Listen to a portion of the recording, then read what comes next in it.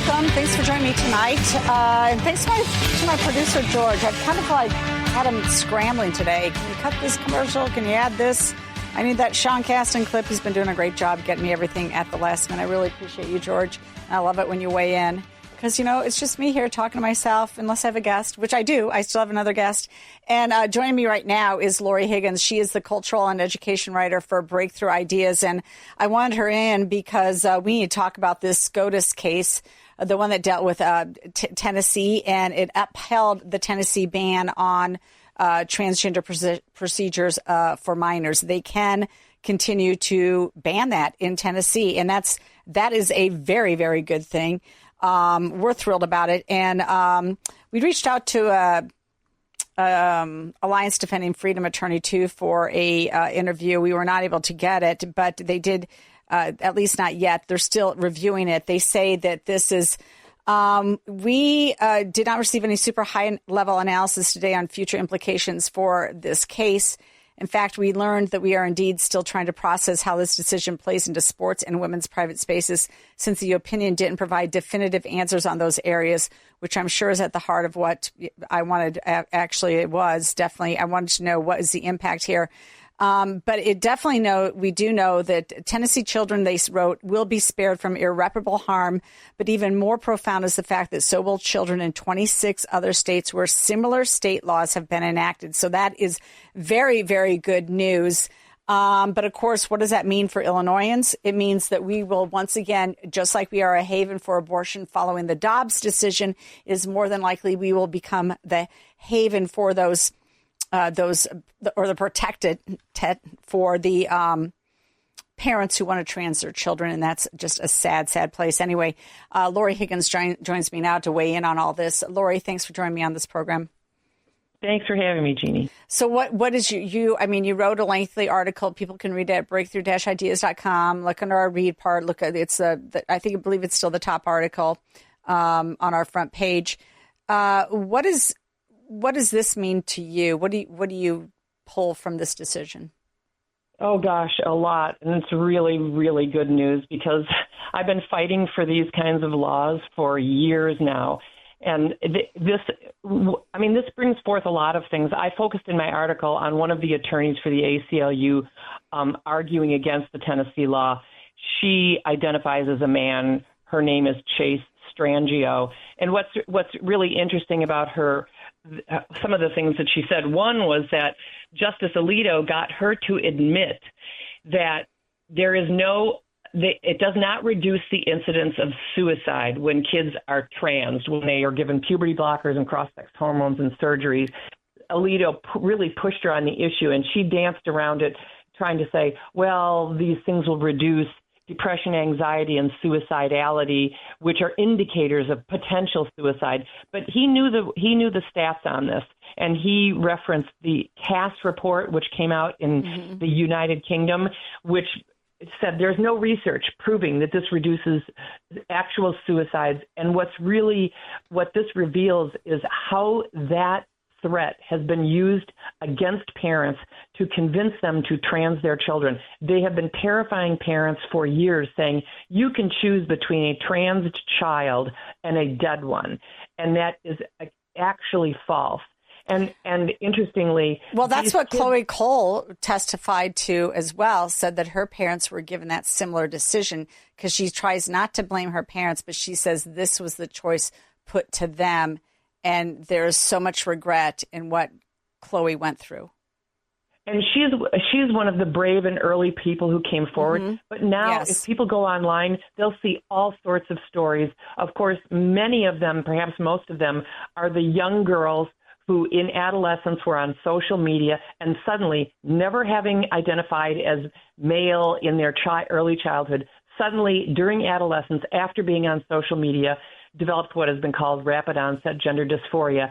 And these girls are now, they've had their double mastectomies as young as 13, 14, 15 years old, and now they're approaching 19, 20, 21, thinking about having children or married, and they'll never be able to breastfeed. They're, have scarred chests.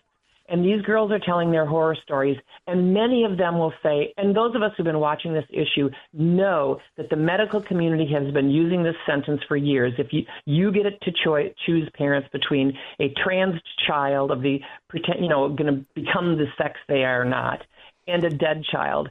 And now you have another problem, which is parents are going to be really incentivized to cling to their beliefs because otherwise they have to face that they were complicit in what has happened to their own children. So this is a huge, one of the major good things that came out of this is that the Supreme Court said gender identity is not a suspect classification. Attorneys can address this better than I can, but it means now that when people are going to challenge laws like the Tennessee law, it's going to be much easier for the states to defend their laws if gender identity is not included as a suspect classification.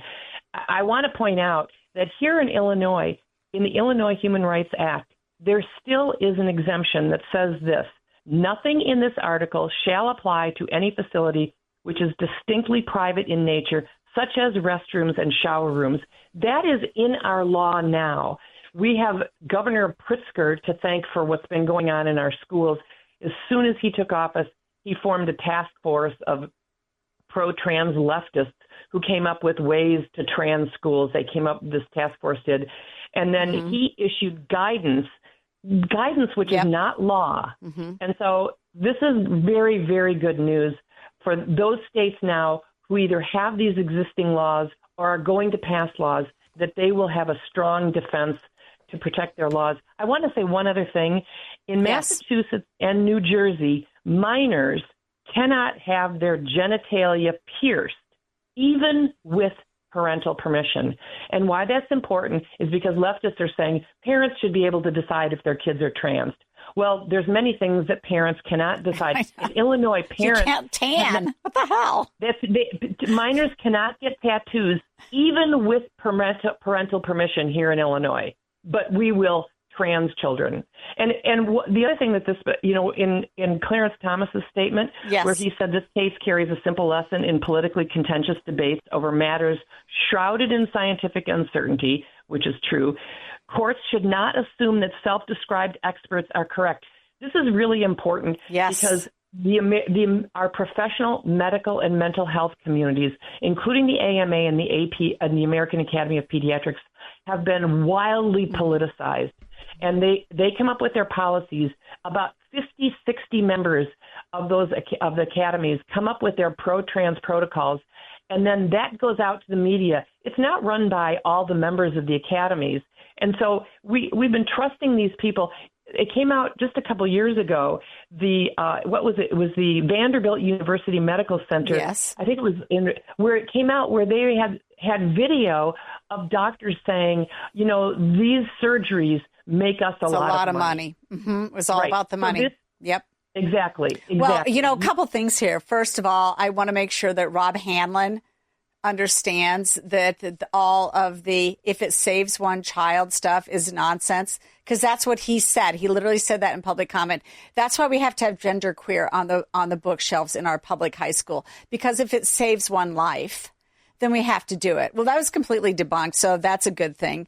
And I'm going to make sure that, he maybe gets a little email from me. Maybe I'll even go talk to the man.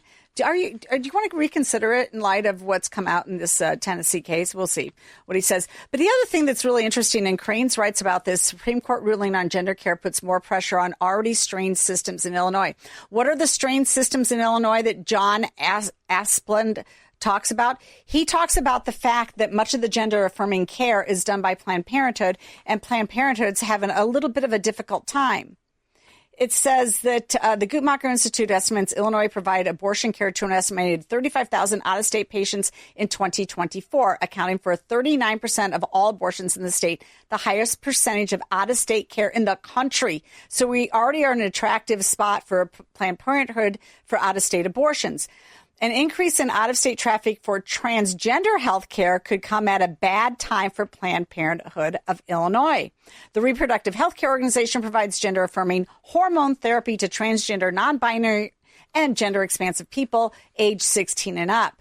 The organization says it welcomes everyone, regardless of your zip code, and offers to help with travel arrangements to its 13 locations for both Illinois and out-of-state residents. However, Illinois' largest abortion care provider faces a financial shortfall stemming from rising patient volume and growing health care costs due in part to out-of-state abortion-seeking patients. So, you know what? Good news, bad news, I guess. You know, now everybody wants to come here for their gender care, but that care may not be available as Planned Parenthood is suffering. In fact, they're closing a few clinics in Illinois, which is, it says here, in January, the provider said it would close 4 Illinois health centers. That's not true. Abortion factories in Chicago's Englewood neighborhood, Ottawa, Decatur, and Bloomington, and was downsizing its administrative staff. I mean, what this reveals is the people who are promoting this trans health care, which isn't health care, there is no evidence that this improves the health of people. They don't care about children. Yeah. Hey, we have a hard break now. Laurie, I want to thank you so much. People can catch her whole writing, her first look at this case at breakthrough-ideas.com. Thanks a lot for being such a great writer and for taking on the cultural issues. I really, really appreciate you. Laurie Higgins. We'll be right back.